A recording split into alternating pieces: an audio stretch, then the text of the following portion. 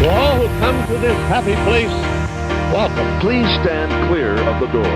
Por favor, manténganse alejados de las This here's a wildest ride in the history. When industry doors change.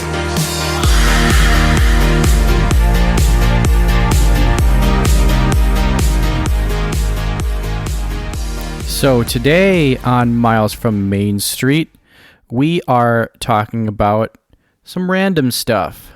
We're just going to kind of have a casual conversation and talk about Disney and the things that we like to talk about. So this is just kind of like wide open. I don't even really have anything planned per se to talk about, but we're just going to kind of off the cuff Disney right now. What do you think, Brian? Yeah, I really like doing this once in a while. It just kind of catch up on some of the chatter going on. Mikhailo and I talk a lot during the week, but sometimes it's fun to get these conversations on tape. So does anyone use tape anymore? I don't think so. Yeah, recorded. It's always funny how like we'll start our podcast or like we'll start our like Zoom session and we'll just talk about all these things, and we'll always say things like, "Oh, this should be content," or like, "We should be recording this." And so we're just gonna try to do that.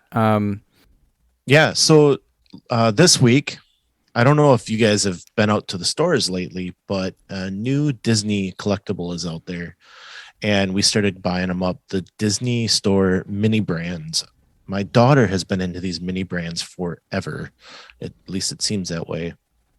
And basically it's items you might buy in any store shrunk down to miniature size.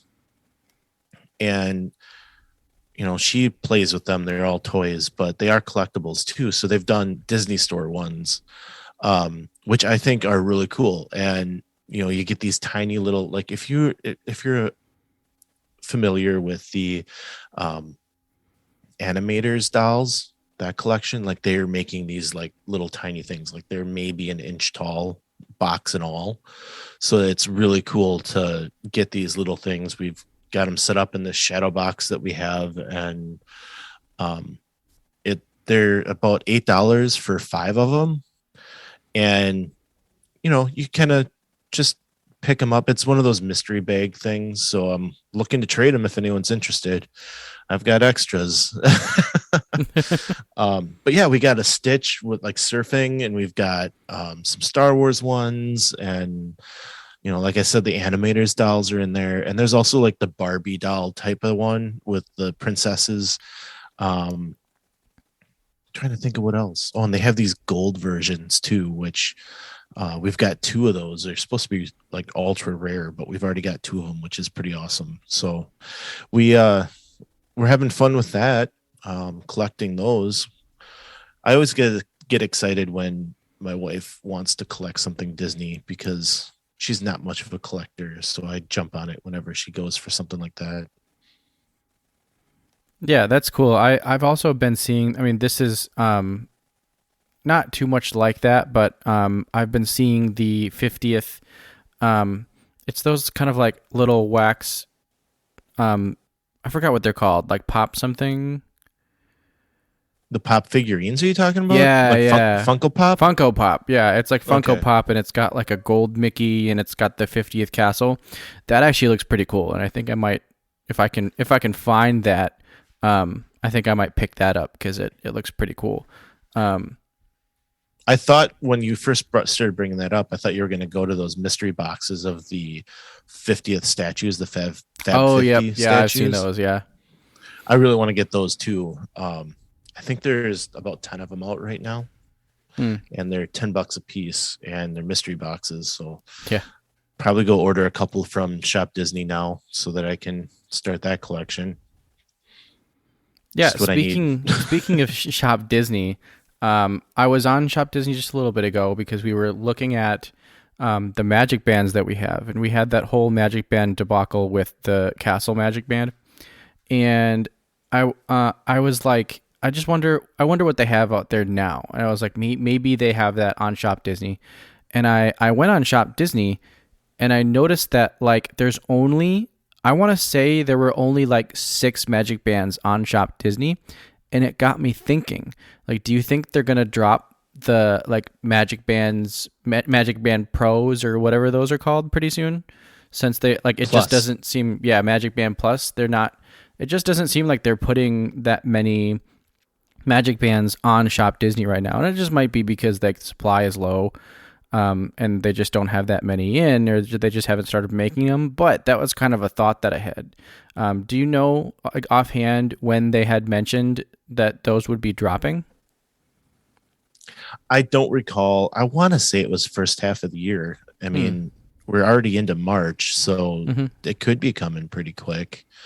But supply chain issues may have delayed that too. You never know. Gosh, the world we live in right now.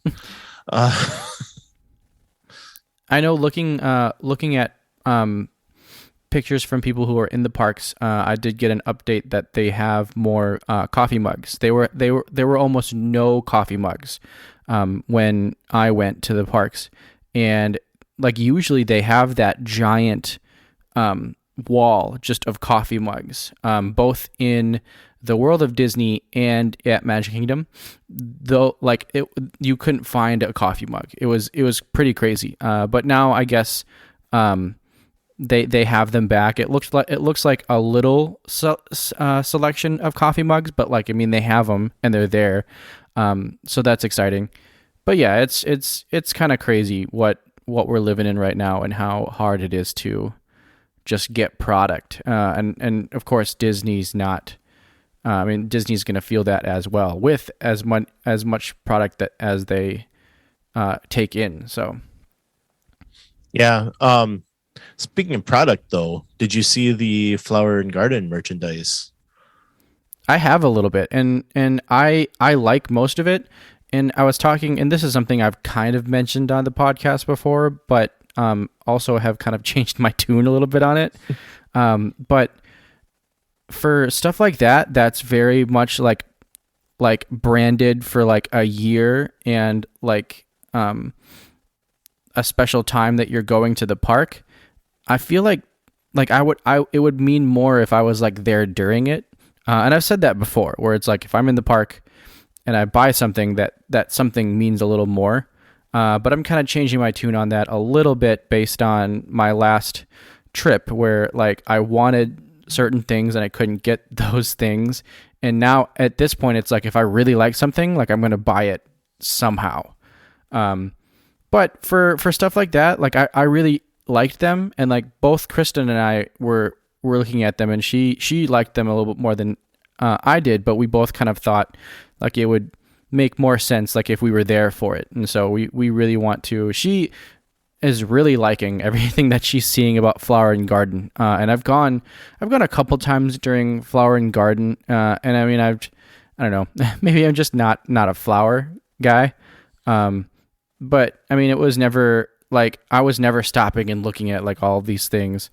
It was just wasn't too into it. But I mean, who knows? Maybe I'll change my ways. I know, when I recently went, we actually got Photopass, and this was like the most I've ever stopped for photos, just because I knew that we had Photopass. And so now I have like a phone full of Disney photos.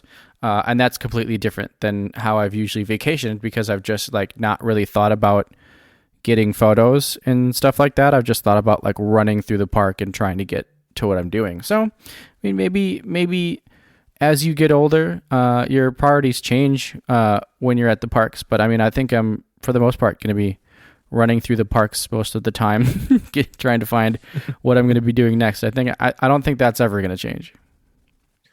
Yeah, the Photopass, I've been telling you for a while now that you should be using it. So I'm glad that you did this last time. I enjoy having those pictures. I look back on them a lot. Especially with the podcast now, I've been looking at them weekly, just trying to come up with something for social media. But it's great to go back and look at those pictures. It's great to have them for maybe a photo book or even to hang on the wall. So I recommend that to everybody, that you should have that.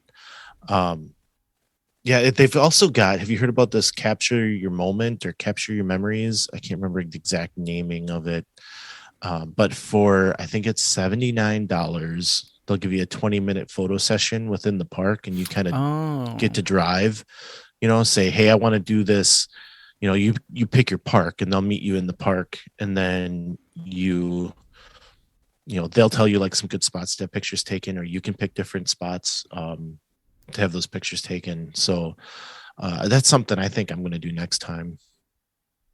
Yeah, I think that would be good too for like a proposal. Like if you're going to propose in the parks and just like have absolutely. them hang out with you for 20 minutes while it happens. But yeah, I think that sounds really cool. And like for the money, I mean, it's only 20 minutes. Like I'm guessing you can probably like add on, but then they'll charge you.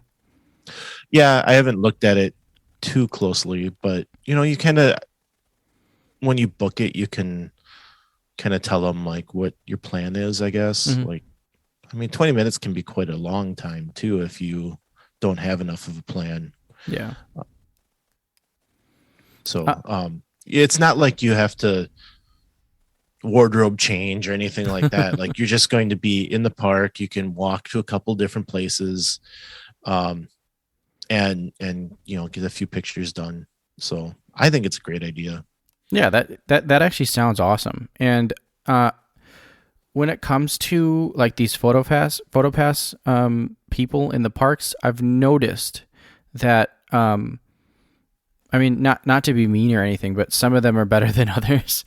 Like there are some where like there were maybe like 2 usable pictures out of like the 10 that they took.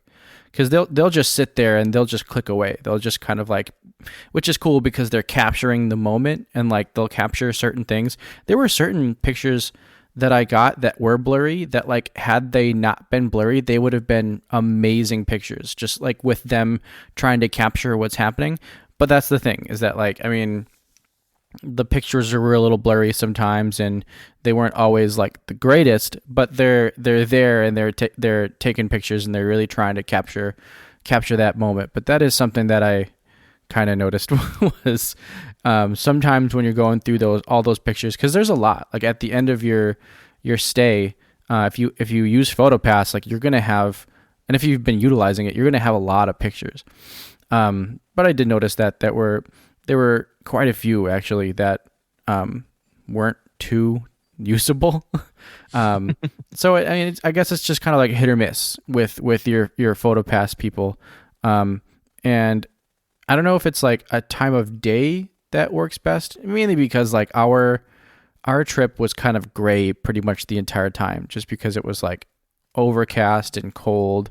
Like we didn't really have that many sunny days, so I bet pictures would look a lot better like that. But yeah, there were a couple in there that I thought turned out really well, and then there were some sessions where I was just kind of like maybe we got 2 good looking pictures. So it's just kind of hit or miss with your Photopass people. When we first used Memory Maker, it was back in 2016, and I said we're stopping. Like I was like, we've got this awesome package. We get as many pictures as we want, digital download. Like we're going to use this as much as possible. Every time I saw a photographer, we stopped and we took pictures, because it's only like a few minutes to stop and take these pictures, right? Mm-hmm. Most of the time there's not a big line unless you're out in front of the castle or, it's something popular. But, for the most part, you just walk along, you see somebody, you're like, hey, let's get some pictures. And you're right. Some of them are not going to be as good as others. We got home from that week-long trip with over 700 pictures to go through. And we had so many good ones, so many that I was able to put into a book. My mother-in-law was on that trip, and she basically just photo dumped everything into Walgreens. And she put it all into a big old scrapbook, which is cool because then you can just go through and look at everything, and you might remember some of the stupid things that happened, funny things that happened, like you'll get the outtakes and that. So it's a lot to go through, but it's also a lot of fun to do that when you first get home too. So, um, after a while, my family was kind of like, no, we don't need to stop again. Let's just go.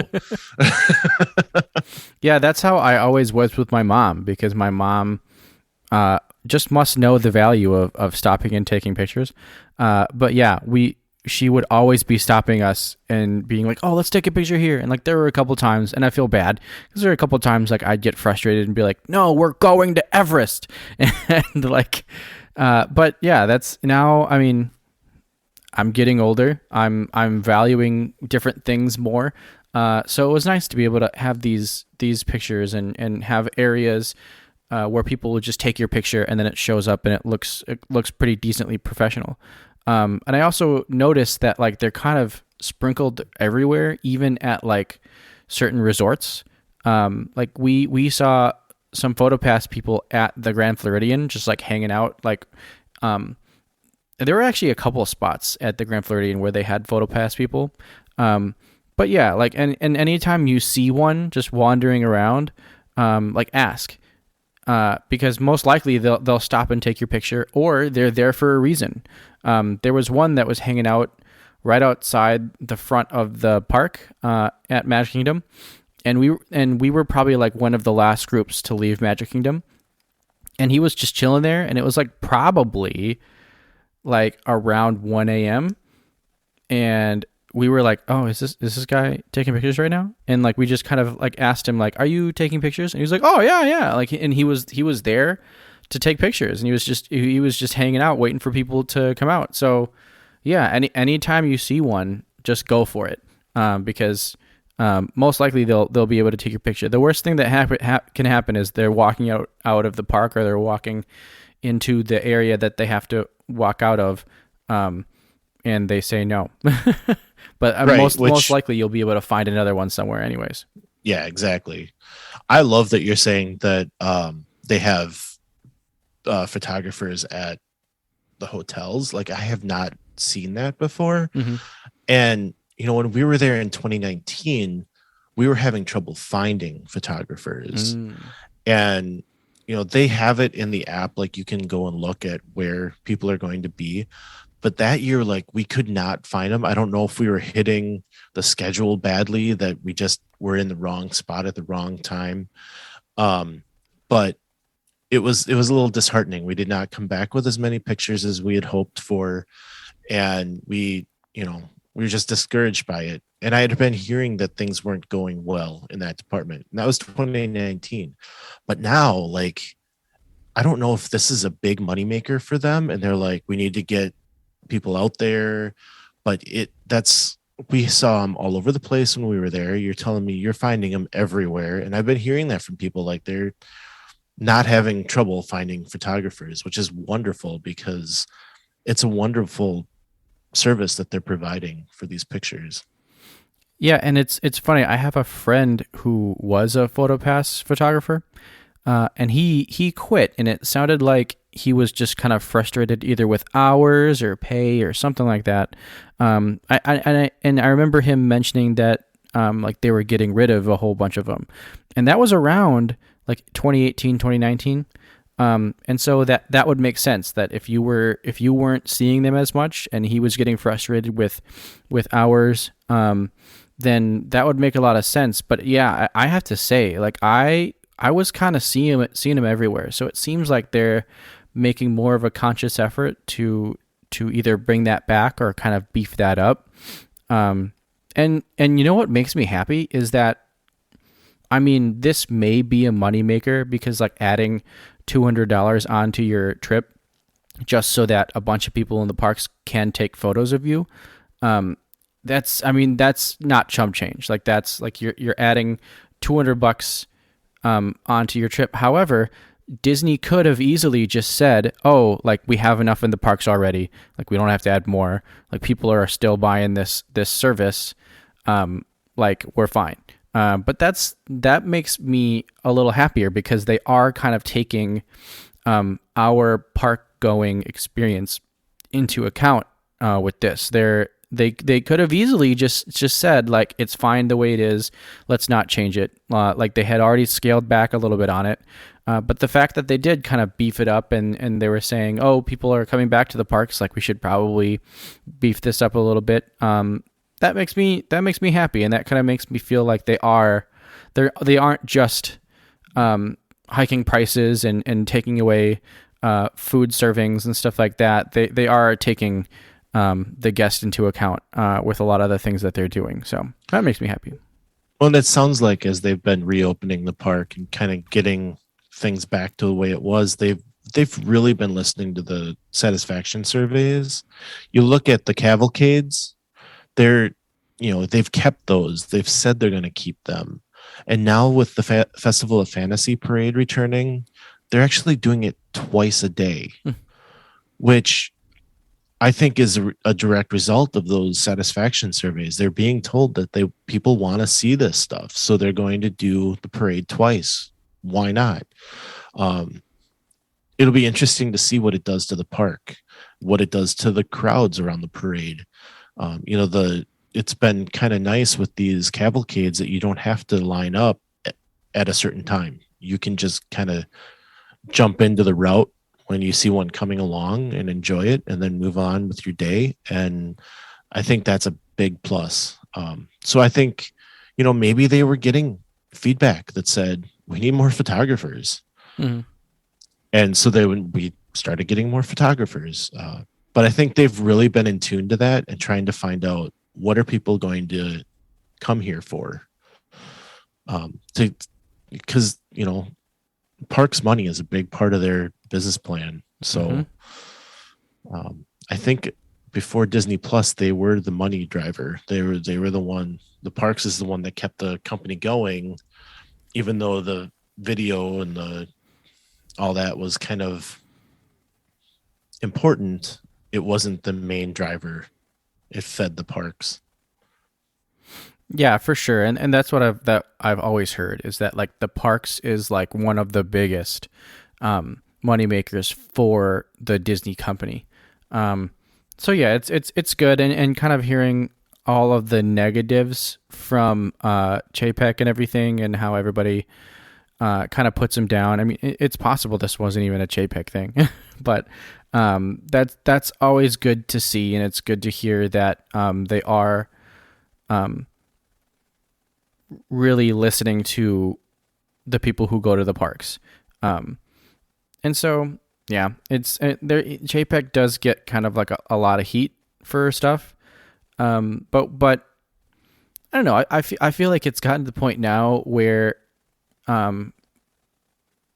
don't know. It's hard to like somebody like Chapek right now running the company the way he is. And I mean, I'm not a CEO. Like, maybe this is the way he needs to run the company for it to be successful and for us to enjoy Disney as much as we do in the future. I don't know. I do think he gets a lot of flack for what he does and he has done. Kind of the same way Eisner in his later years. And actually, honestly, Eisner wasn't too particularly liked at the beginning of his tenure either, because he kind of came in and slashed budgets and was ending up needing to lay a bunch of people off because they were in so much financial trouble, and they were about to get divvied up and sold off at one point. So Eisner just kind of swooped in and saved the day with all of that, but people weren't happy because the Imagineers weren't able to do as much as they could, and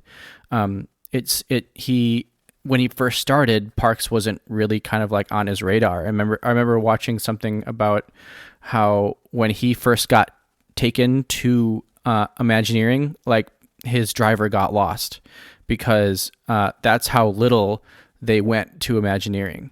And this is the Imagineering story. When he arrived, it was like, you guys are the most important piece. Mm-hmm. And yeah, I remember that part of the show. They were like, we knew we had validation. We knew we had a job.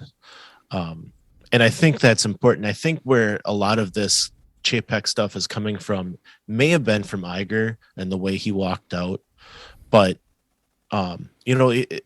he's not showing that he's invested in the creative, and I think that's where a lot of it comes from. I think a lot of the changes within the parks have been necessary because of the world we live in.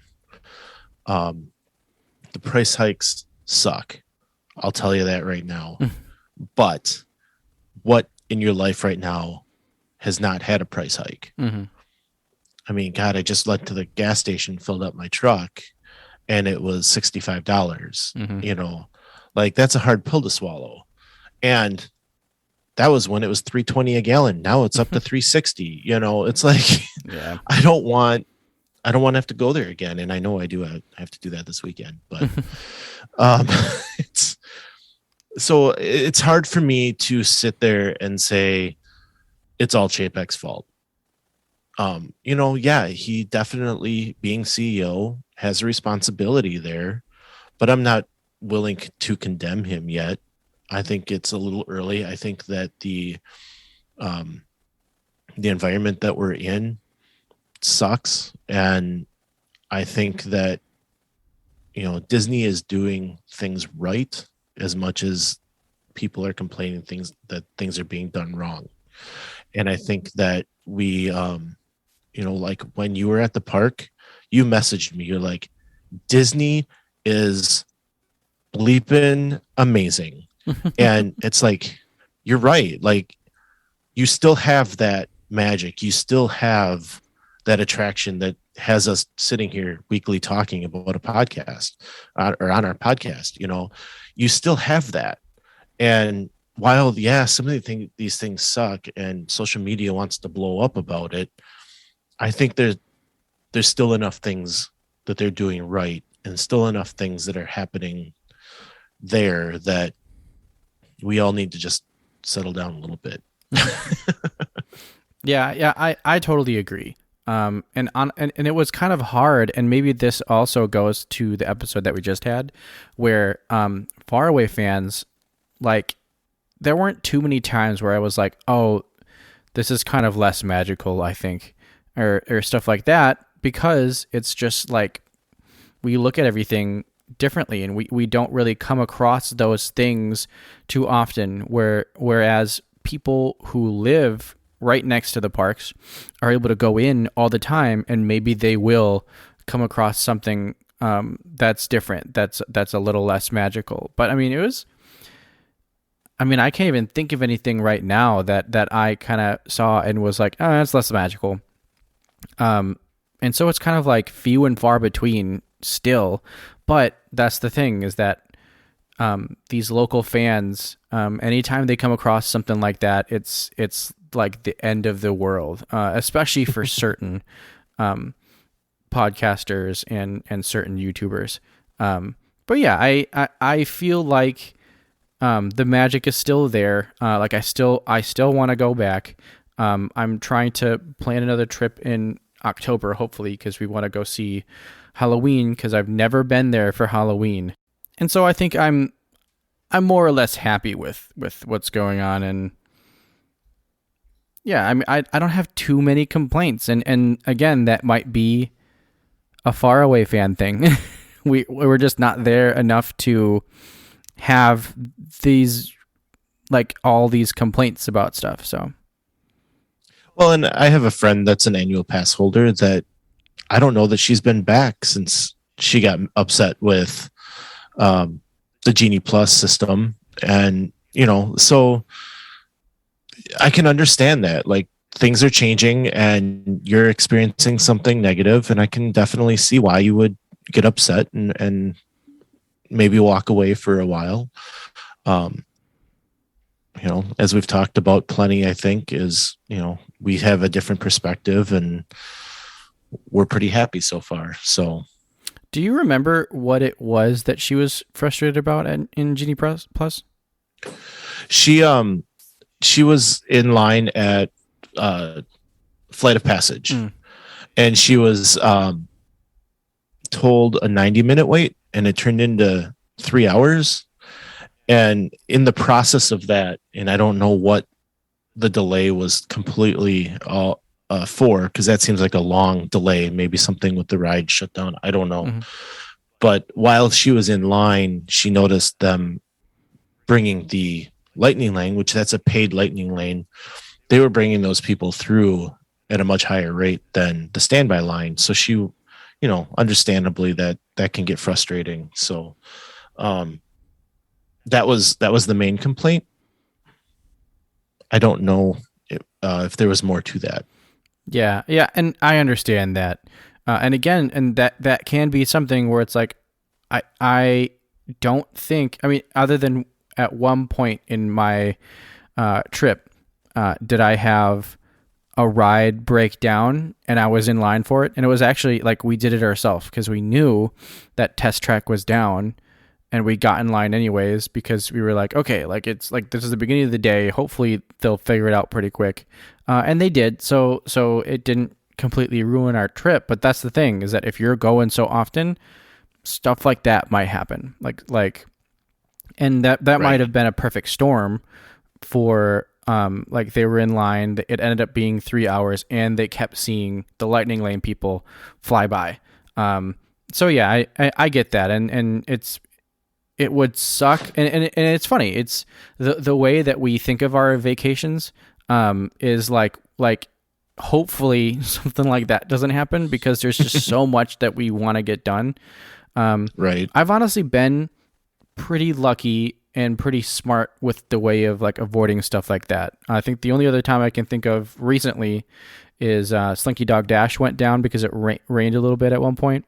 But like we found other things to do. But that's the thing. If you're already in line for Flight of Passage and it breaks down, oh yeah, and Peter Pan's Flight, that one was kind of terrible.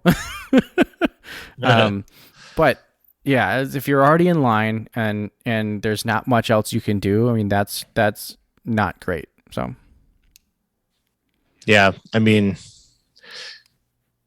yeah, you have a point when you could take yourself out of the line, but you know, and not to say with her that she had that option. I don't know what was happening there, but you know, you always have that option at some point, I would think, to say, all right, do we wait or do we go? You know, like I've seen live streams where they're waiting in line for Rise of the Resistance and an announcement comes over saying ride is down. We don't know how long, could be an hour. And, you know, they will sit there and contemplate, do we wait? Do we go? You know, it's just a matter of how you're going to spend your day. For me, I don't know if I'm going to wait. You know, I could go and grab some blue milk and then hang out by the entrance. And when it's ready to go, jump in line quick. It's just all a matter of, you know, how you want to do your day. If you're a local, you might say, we're here. Got nothing else to do. Yeah. You know? Yeah. And that makes a lot of sense. But I think this was a pretty decent talk, Brian. We were able to hit a couple things. It turned into a Photopass episode. So that's fun. But yeah, I think we went over some good stuff and it was a fun time. Yeah, I always like our little conversations, so I'm glad we were able to put one on tape for this time around. I hope you guys had a really good time with it. Let us know some of your random thoughts. Let us know what you think about some of the things we talked about. We are out on Facebook. We are on Instagram. We are on Twitter. And we are on TikTok. Come on out, any of those spots. Let us know some feedback as far as what you think of the episode. Do you like our little talks like this? Would you rather we stay more focused on one topic? I think it's fun to have a casual talk and just you guys can just kind of hear what we have to think on things. So Facebook is at Miles from Main Street. And we are at Miles Podcast on Twitter. So if you could please come on out, join us there. We'd love to talk to you. Also, whether on Facebook or whatever app you prefer, be it Apple or Spotify. I believe Podchaser has it. If you could leave us a rating and review, that would be the best way to help us out. Yeah, I think you've hit everything. But that's all we got for you guys tonight. Like we always say, some live close, but others don't. So let's talk about it. We'll see you next time on Miles from Main Street.